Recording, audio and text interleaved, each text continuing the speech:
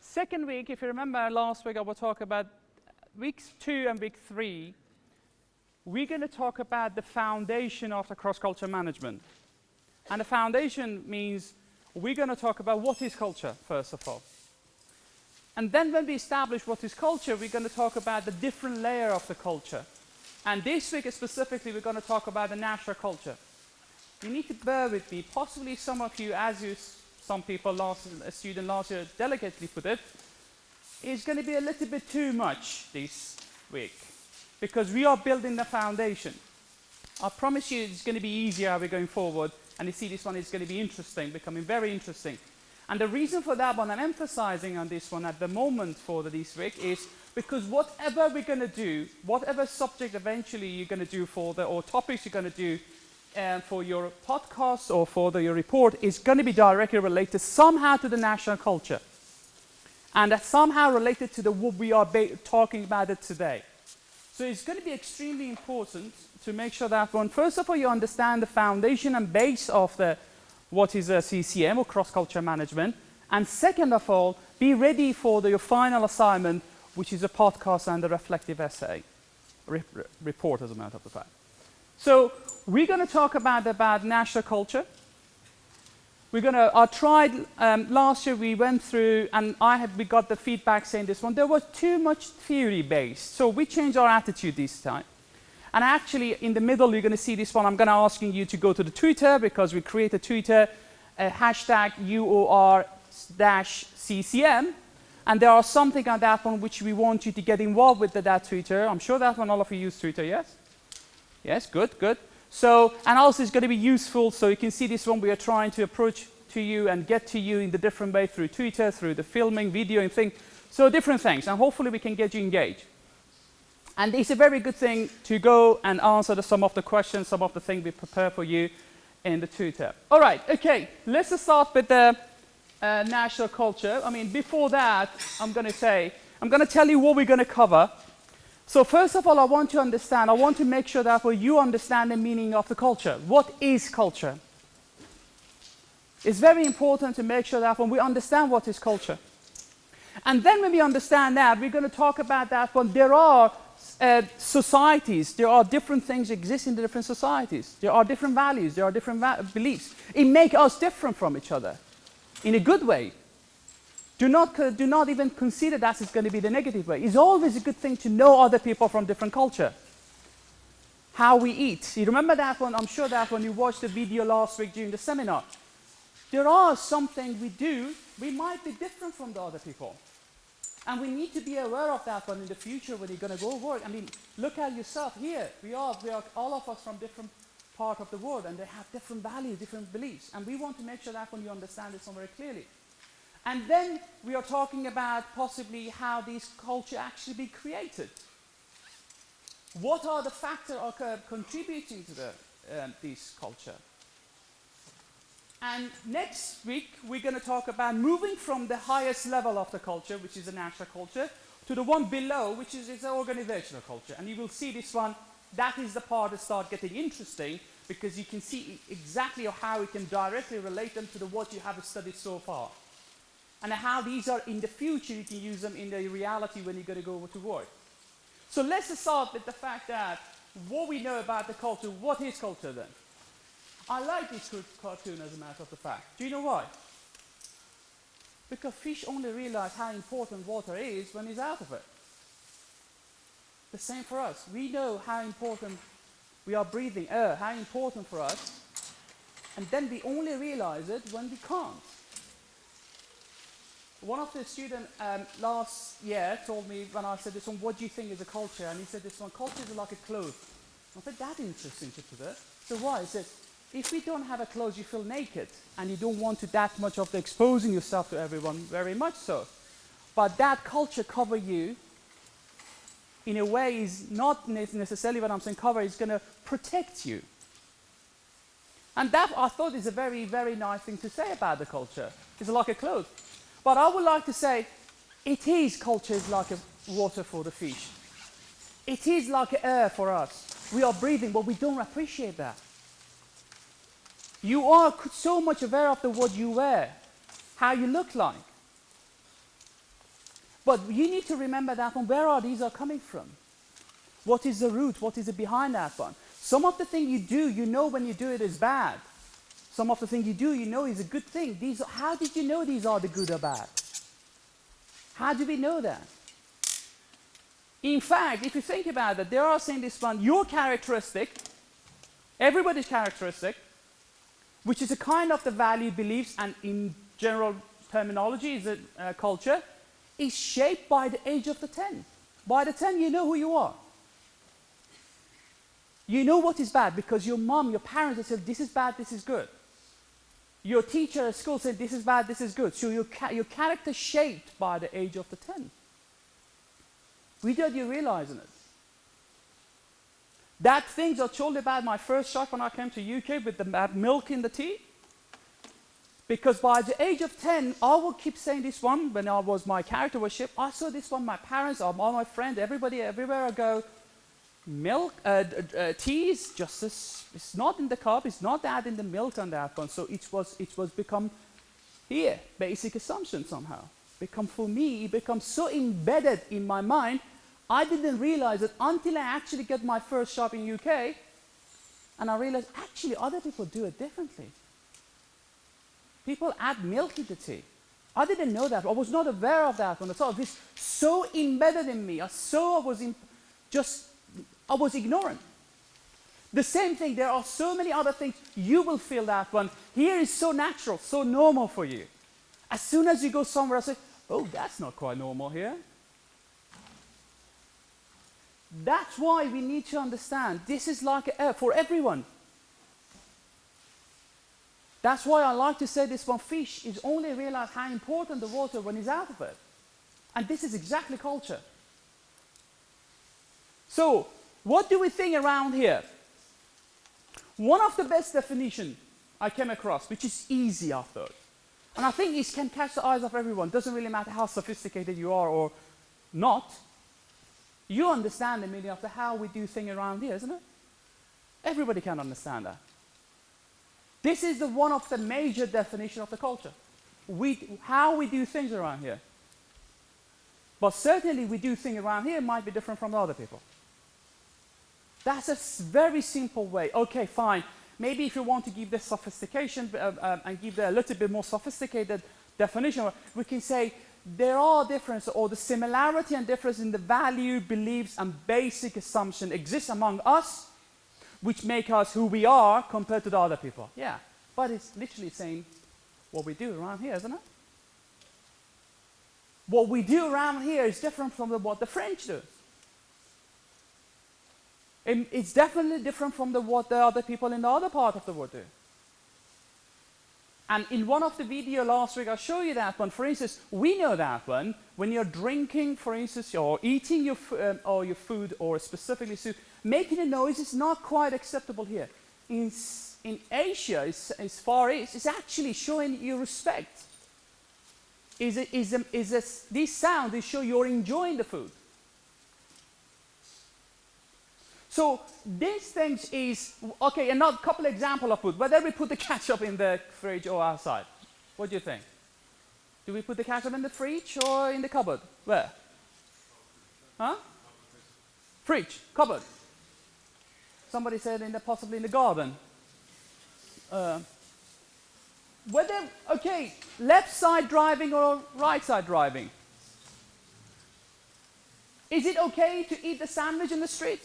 When you're walking, what do you think? Is it okay? Everybody see, if you're on the ground, is it okay to have a McDonald's with the stingy smell things in the middle of everybody there? Is it good? Is it okay? Do you think it's okay to sneeze in the front of everyone? Is it sneezing? Is it blowing your nose is better than or doing this one is better? Which one? I actually didn't know. I had a student from Japan and China, and I realized one of the students keeps doing that. I said, do you want to go out? I said, no, that's fine. Then I actually dig down. He said, this is the rude thing. If you blow your nose, is one of the most rude thing you can do. So they prefer doing every 2 minutes like that. Are you friendly toward a stranger? What do you think? And other things, I will give you another example, which was very funny for me when I came here. In the Middle East, girls, they're supposed to be, do not laugh at someone when you see it for the first time. Because that kind of indication of the, we can get friends. So when I came to this country, I got this one quite regularly because the girls also this one, they are saying hi and laughing. I said, oh, that's a good sign. But that's different. For instance, if you have a guest come into your house, do you want them to take their shoes off or not? Yes, no, what? Tell me. Raise your hand if you're asking them to take their shoes off. Okay. What if they don't? What are you going to do? Fight? Get out. Even if he's your closest friend. Would take your shoes off, okay? But what if you have someone not quite close? You invite someone for the first time, he doesn't know you, she doesn't know you, you don't know them. There is a kind of trying to be respectful and polite with each other. What are you going to do if that person doesn't take the shoes off? Huh? Sandwich? Oh, sandals. So, not necessarily, but you are thinking this one, possibly the reason you are saying this one to take the shoes off because you think the shoes is a symbol of the dirt, is it? Well, what is dirt? Again, somebody may not have the same definition of the dirt for you. Someone saying this one, actually my shoes are quite clean. For them, the dirt is something outside, I don't know, this is in the dump or something, I don't know. So that shows there is a difference between the understanding what is the dirt, the definition of the dirt. So, in fact, if I want to tell you what is culture, this is the culture. It's like a blender. If I put the value, norms, and beliefs, and all these are we said is a kind of the value, whether it is to take your shoes off, is it dirt, is this one, or is it the black cat, is it bad or good, or going under the ladder is it bad or good, these kind of things, all together, if you put them in the blender, then become culture. You cannot separate them from each other. So the culture, what is very important about it, is shared among us. A group of the people living in possibly the same boundary, the same border or something, they would have the shared culture, the same culture. Also, what is very important is intangible. Nobody can touch it. It's not like this table, I can touch it. I don't know. I can't get into your mind to see this one, whether you believe black cat is a good luck or bad luck. I don't know that. You may show the very respectful person, but inside you might be actually a serial killer. I don't know. You believe in that one, the serial killing is a good thing to do. So, it is intangible. Norms, values, and beliefs. You put them in the blender, the juice out of that one is what? Called culture. That is why it's so important, because we can't see it. We can feel it somehow. We can see it by talking to people, by dealing with the people, with the different. We can be aware of that, and we can start understanding that. But it's not something we can see clearly, directly. And finally, culture is something confirmed by others. If here, everybody confirmed Christmas. Everybody confirmed, the New Year is the 1st of January. If you go to other countries, they may have their own New Year. Possibly they don't care much about the January. Although these days we've got globalization, you need to have some kind of idea. But they may have their own calendar. But it's confirmed by them. It's confirmed here, what we have. We have bank holidays in May. It's confirmed. Although it's got the authority and the power involved with that one, but it is confirmed by the other people. So it is tangible, intangible, but at the same time, it is confirmed by the other people involved in the society. So we make it as it is a culture. Remember that. Again, culture itself wouldn't exist if we were not around. We create a culture. So humans create a culture. That is why, as an aspect of as the part which I mentioned last week, we are talking about the human part of the what we have studied. So what is culture for then? What do we need it for? First of all, culture can make things easier. If you know that one, for instance, in this country, adding the milk to the tea is quite a regular thing and the people accept it, might be actually easy for you as a foreigner to be acceptable. If you all know that when they are driving on the left side or the right side, it's easier for you, you're not going to drive the other side and crash, so you're making life easier for you. And so on and so forth. So you make the life easier for you, and for other people can or will join the society to understand that on how they can do the things around here, this time. Also, with culture knows, we know what to do. We know what is a bad thing, we know what is a good thing, we know what to do. And also we know what we don't supposed to do. And it helps to live together. And it helps us to be appreciating each other, respect each other. And if there is a differences exist, we should appreciate that one in a good way, to take it on board, that one, rather than trying to push it back. So, the next question would be how we things around here then. So we said how we do the things around here. Then the next question would be how we think around here. What do we do and how we think are not separate from each other. The thing we do and how we think about it is not separate from each other. So, for instance, if you think about this one, the example I told you about these shoes is actually very important in some culture. In the Middle Eastern culture, specifically in the Japanese culture, even when you go to school in Japan, you need to take your shoes off before you enter in the class, because they have a sandals, as you said, one of the gentlemen, the sandals. They have a school sandal, so you're not going to take your shoes inside the classroom because that's rude. Here, possibly it's going to be a little bit awkward for us to go to the school and change your shoes.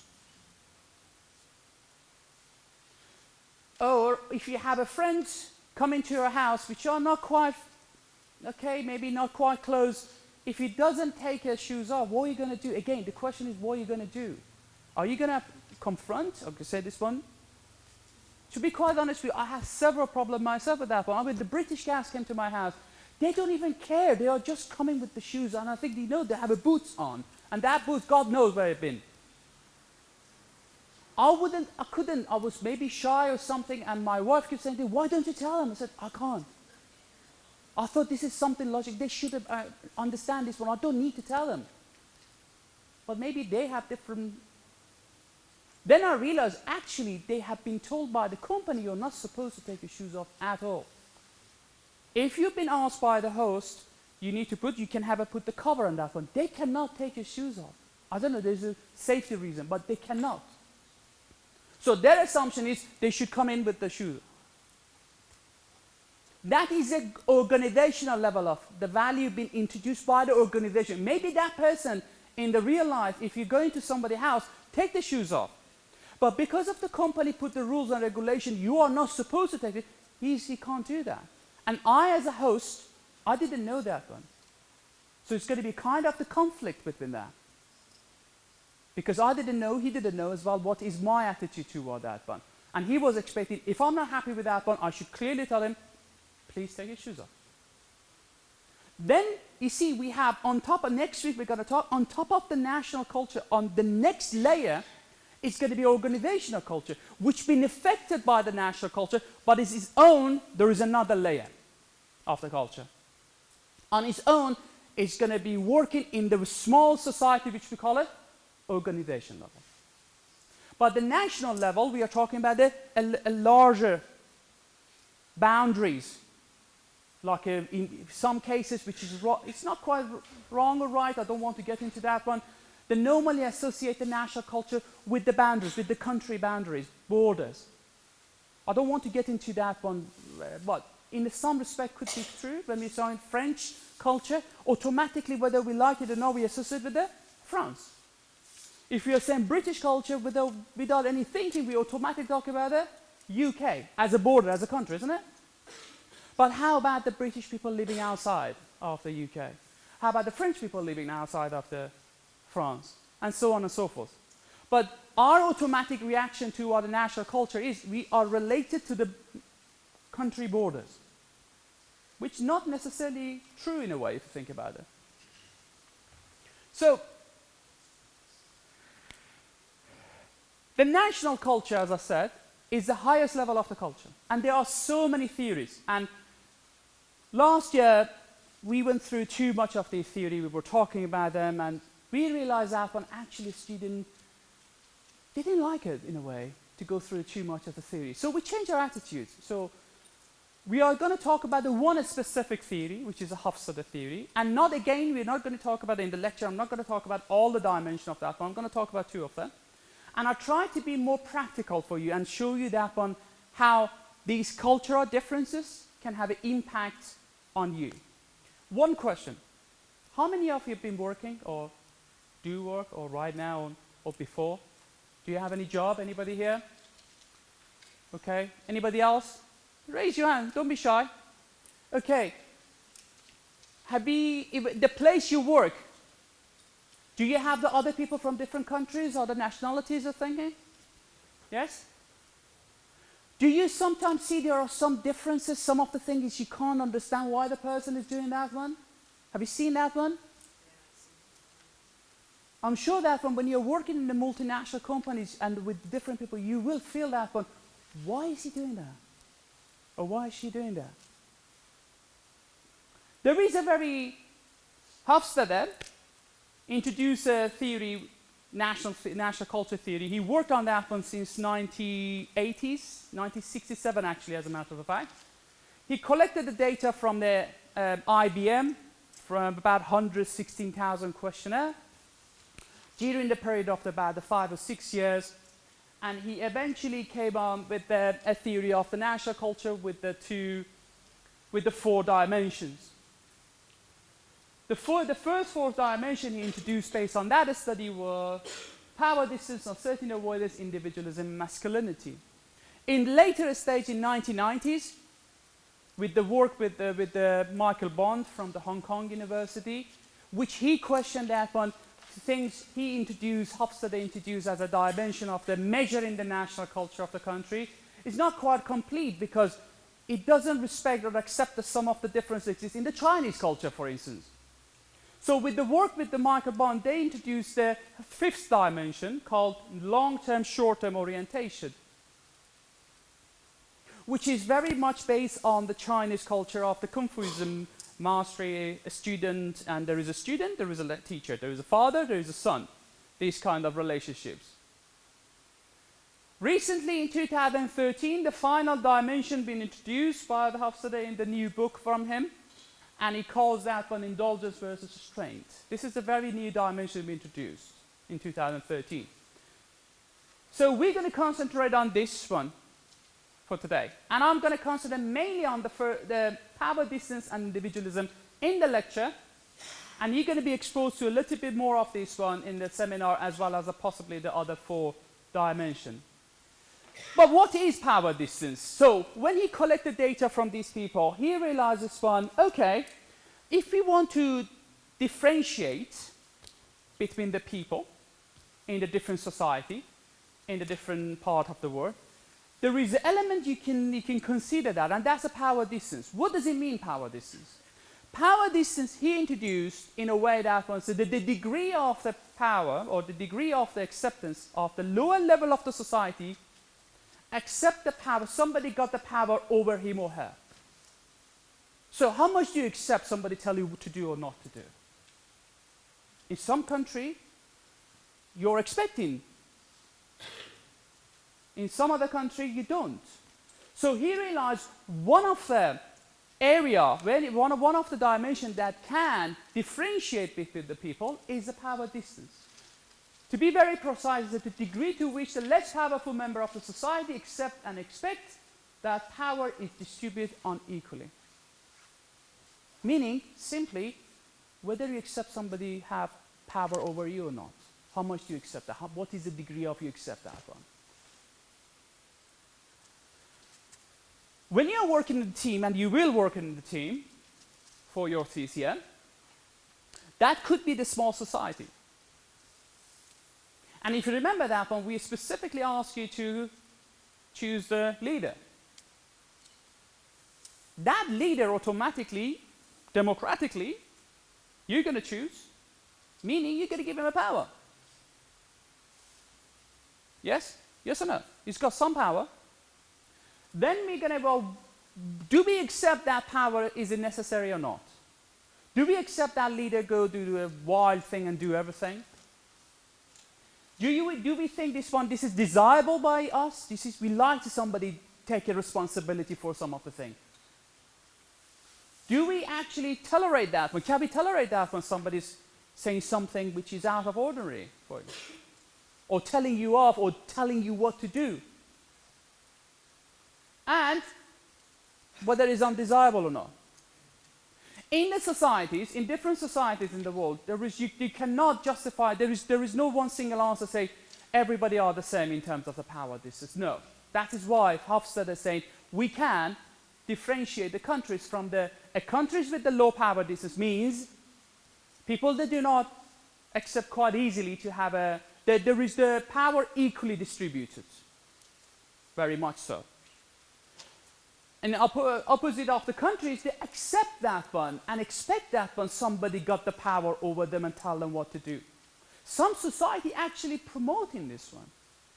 In the Eastern culture, I mean, it's changing rapidly, but if you think about this one, I'll give you an example. In most of the Middle Eastern country, father kind of is the ultimate power. In the older generation, people wouldn't be able to eat until the father arrives. So, if there is a family of the 5, 6, 7, 8, whatever, they couldn't eat, they couldn't do anything until the father arrives, and father is the first person, sit there, start eating best part of the food possibly, and whatever remaining going to be distributed to the other people.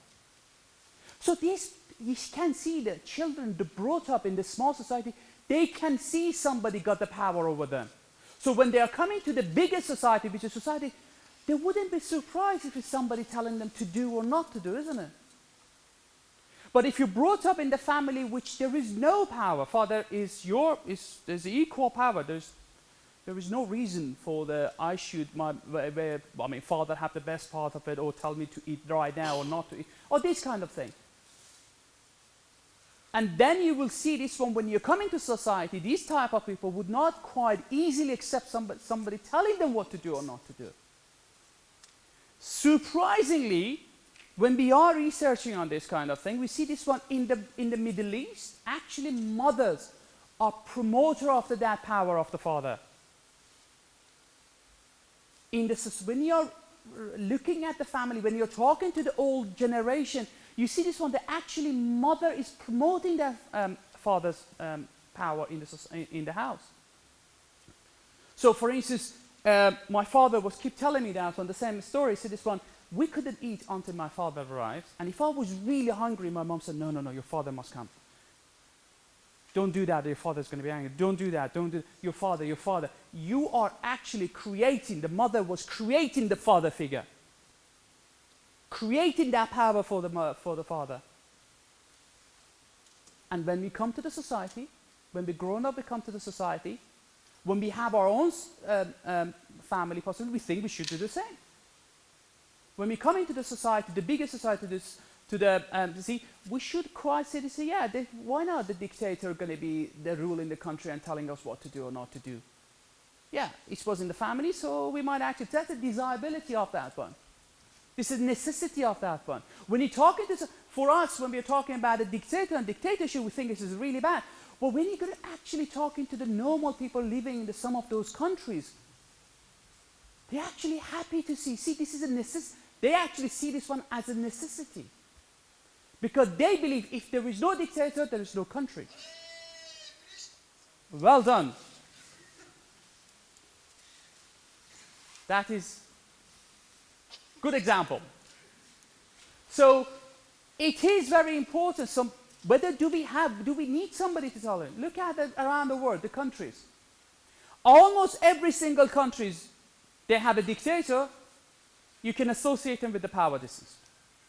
I can assure you every single country, they have a dictator, had the dictator somehow, they have somehow related to this dimension of the power distance.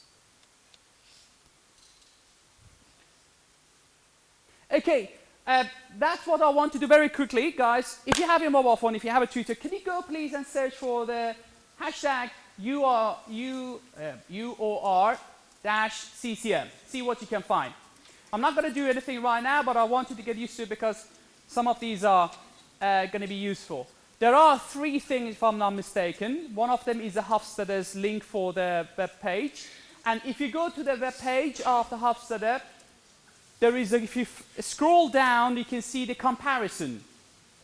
You can type a country's name, and if you want to add the second country or third country, you can do that, and it's give you a table.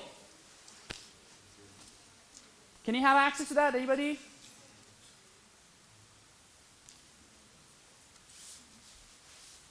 Does it work? The question.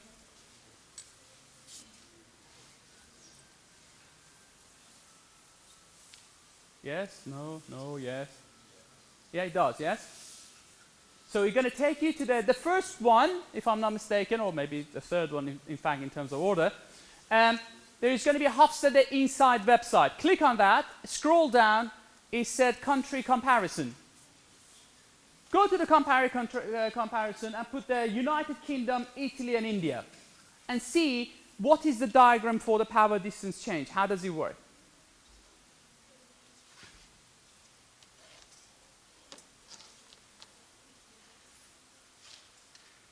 Somebody please respond to me so at least I know something's working. If it does work, please wave, shout, throw your shirt off, I don't know, whatever, do something so I know it's working. It does. Okay, it does. Okay, good. So you're gonna have some kind of the things in the seminar class with that one, because you're gonna see this one, how the differences, but I just wanted to show you that one. There are 2 more things which I'm going to come back to them later on. So if you compare, you can see this one, for instance, India scored very, very high in the power distance. I wouldn't be surprised at all. Whereas United Kingdom is relatively low in the power distance, meaning we are expecting the power distributed equally. Whereas in India, possibly, people are quite expecting and happy to see this one. There is an unequal distribution of the power. So, another activity, okay. I just want to, this is a hypothetical, it's not a true story whatsoever. 2 people. David is from UK and Mohammed is from Pakistan. And David is a manager of the UK company, and Mohammed started working for that company. He wasn't born here, he was just recently moved to UK, so he's coming from another country with a totally different perspective. So, this is the diet. When I interviewed, hypothetically, I interviewed these 2 people. This is what I got from David. He said, I have been a manager of this company for nearly 10 years, and I have trained a lot of people, new people who have gone on to have successful careers in this company and elsewhere. To be a good manager, you have to be able to think on your feet and not be always asking for advice. So he's saying this one, he's expecting to be people being independent. You have to be proactive and always looking for the better ways of doing things. Mohammed is a new guy.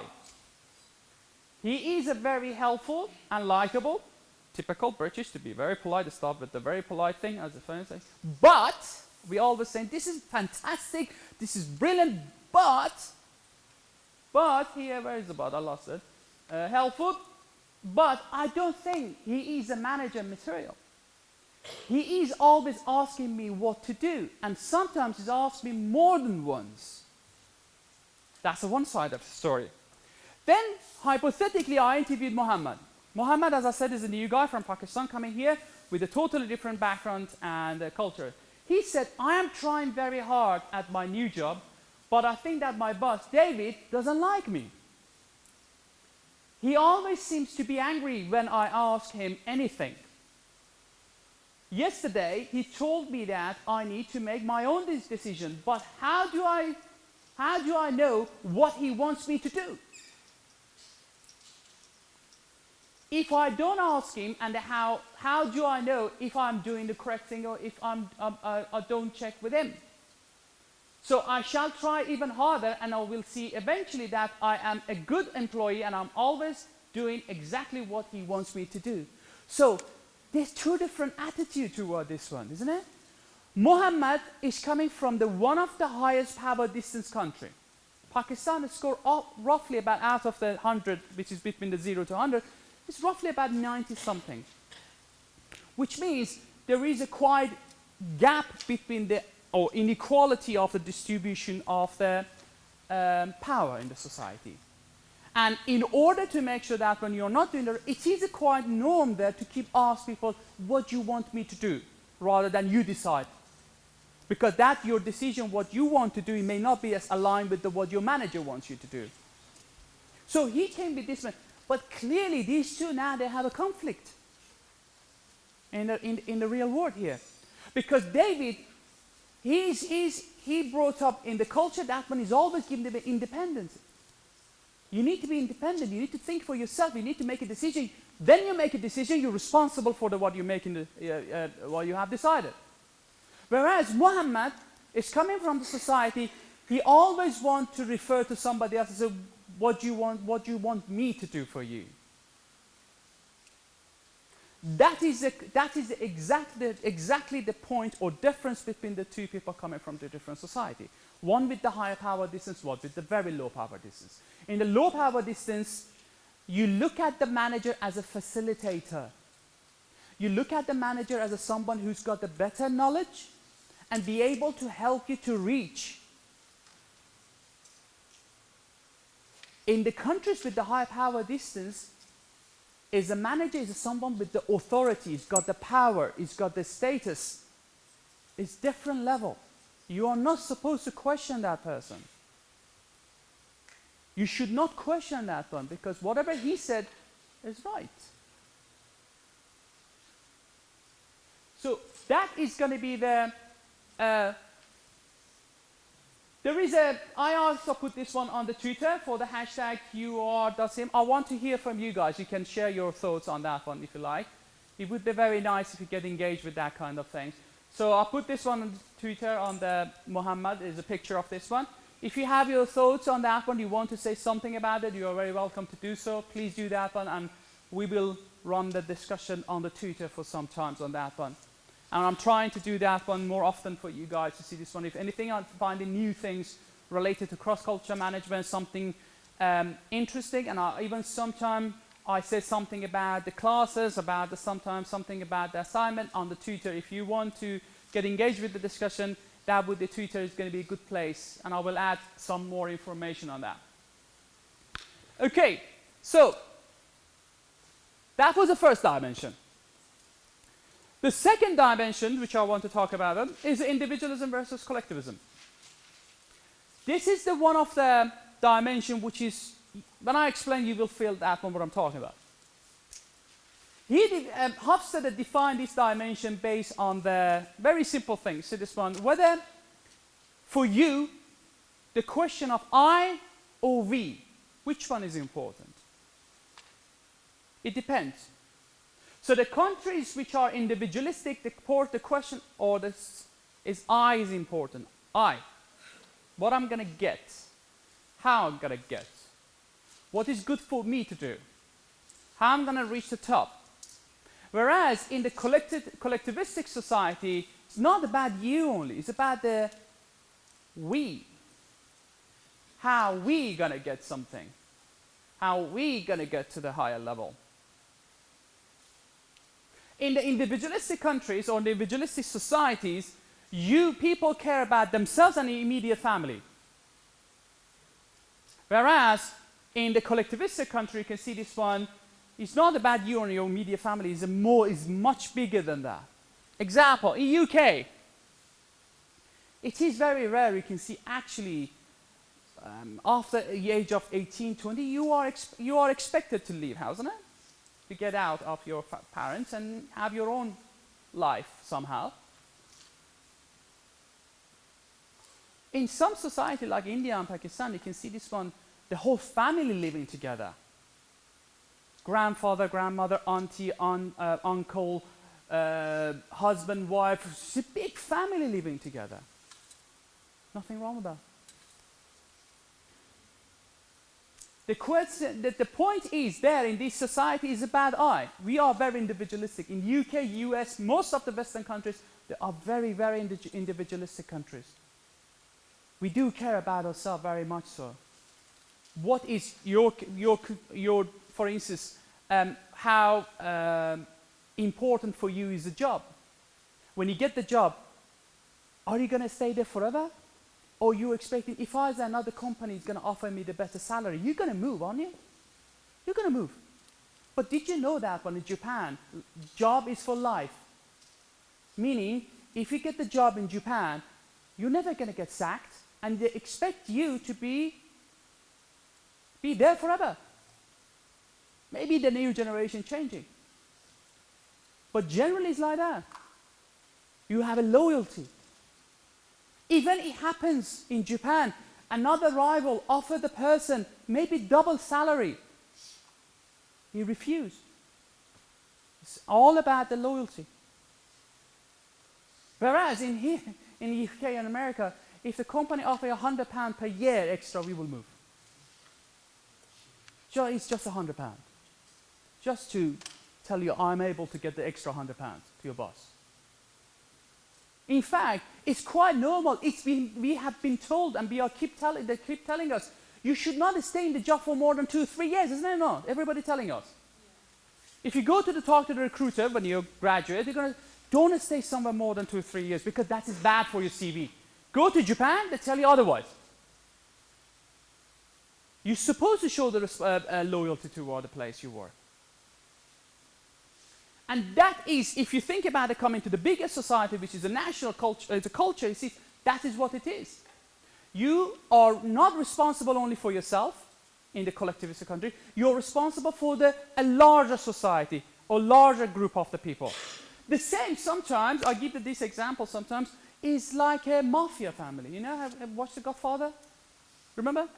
Godfather. How many of you actually watched The Godfather? Tell me right now if you haven't, I'm going to fail you straight away. Just tell me that. So in The Godfather, you see this one, it's all about how you're going to deal with me, respect me, and I'm going to take care of you. It's not about him or her. It's about the larger society. That's another way of the collectivistic society, inside the individualistic society, if you think about it. But collectivistic, they don't see this one, I am the only one, I need to take care of myself. They see the bigger, it says I'm responsible for my parents, I'm responsible for my auntie, I'm responsible for my uncle, and so on and so forth.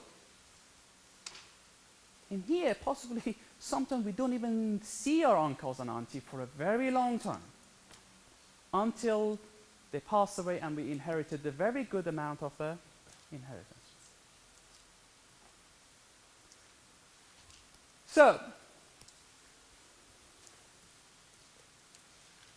is there something?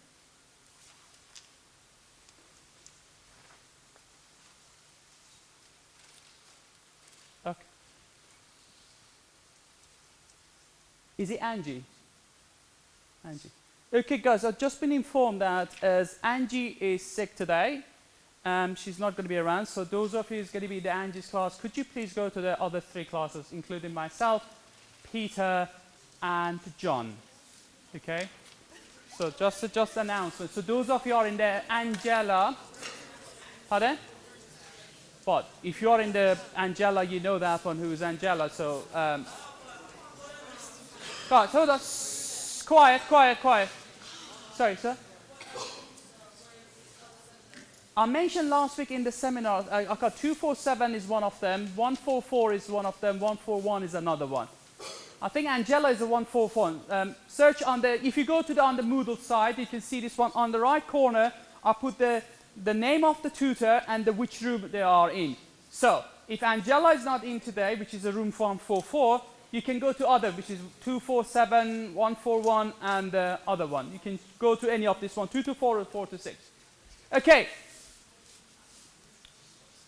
So this is another thing. If you search the same thing, as I said, in the UOR CCM, you can see this one. You already done that one for the countries. You can see this one now. The difference exists between the countries in terms of this dimension of the individualism, collectivism, which is, for instance, you can see between the United Kingdom, India, and South Korea. Honestly, guys, do that, because you're going to write a podcast and you're going to do the podcast, and that would really help you to understand that very carefully, because I'm pretty much sure your group is a combination of the different people. And that would be very interesting to analyze this situation before you actually get together and start working. We're going to allocate you to the group, so don't worry about this one, it's going to happen. You're going to decide about the core of the group for yourself, and then we're going to allocate randomly the 5th and the 6th person to the group on that one, and you will know by the next week who's going to be the other 2 people to work with. And the case study, by the way, is now available for you. You can have a look at the case study. It was hidden, now it's not, so you can read that one. Okay, couple of final points on this one. When we are talking about the national culture, guys, when we are talking about the national culture and Hofstede's culture dimension and the theory, there are criticism on that one. If you remember, last week I asked you to read the Max Sweeney article. Max Sweeney is one of those people who criticize Hofstede very harshly, if you think about it. And I want you to read that article very carefully, because it's provide what I said about Hofstede's. I was just trying to be very positive, and I have been very positive about Hofstede theory. I think it's one of the very famous one. It's been around for the 30 years and been using it for the last 40 years. Everybody talking about it. But we should not ignore the fact that there are some criticism about this one. One of them is bias sample, IBM. 40 years ago, people working for the IBM would not be representative of the whole society, would it? Why? The educational level 40 years ago, majority of the countries they collected data from, it was average 45 to 60%, lower for the female. Of course, IBM wouldn't recruit the illiterate person for the company, even that time. Of course, wouldn't recruit somebody with their diploma. He definitely requires something more than that. So when we are talking about he collected data from the group of the people, it could be called as an elite. They are not necessarily representative of the whole society. Because as I said, one example of this one, education, 40 years ago, if you think about some of the countries, if you look at that, there is got only 45%, 50% of the society they've been educated. Only 20-25% of them have been to university 40, 50 years ago. So this group of the people being selected for that one to collect the data from are among the only 25% of the society. How about the other 80%? So one of the criticisms is about the bias sample, which is true if you think about it. Now is a different story. If you collect the data right now, those countries, the lowest one apparently is 85%, and the female education is improved by about 50%, so it's almost the same level of education. So it's not the same. If you collected the data now, I wouldn't be able to say that's a bias sample. Level of analysis. He collected from IBM. This is the organizational level, very much so. The people, they are being under influence of the organizational culture imposed by the IBM. And he wants to talk about the national culture? Expand it to the national culture? That would be a little bit contradictory if you think about it. And finally, generalization of data. How could you generalize your result to the bigger society which is not representative. For instance, he collected data from UK, but everybody answered the question was based on England. How about the Scottish? How about the Welsh? How about the ethnic minorities? Did we have any ethnic minority on that one? So these are the things you need to think about carefully. As I said, it's a very influential, very nice theory, very useful one, I have to say. Having said that, you should not ignore the fact that there are some criticism about this one, and 3 of them I mentioned here are very influential. It's going to help you to understand that. Bear in mind, whatever you do from now on, guys, in the podcast on the reflective report, remember what we are looking for. We look for the justification. If you are reading the case study and you have an issue, you want to discuss this one in terms of the Hofstadter theory, in terms of national culture, you need to justify. I always give that example. We all know, as a lecturer, we all know the theory. So it's like there is ocean, there are 2 islands. Island of the theory, island of the case study. Your job is not to explain what is happening in the island of the case study, and it's not your job to explain that on what is happening in the island of the theory. We know that. Possibly we know it better than you guys. Your job is to build the bridge. We want to see this bridge, meaning you relate the case study with the theory and theory with the case study. One final thing. One of you came to me and told me that one in the rubric for the podcast, he has mentioned the graphics. We were planning to let you submit if you want to record the audio with the graphic, with the video, but we have decided not to do that because we are not able to, or you are not able to upload anything more than a 15 minute. So please ignore that fact of the graphic element of the podcast. You don't need the graphic, it's purely simply it's going to be the audio. Thank you very much. See you next week. Please, those are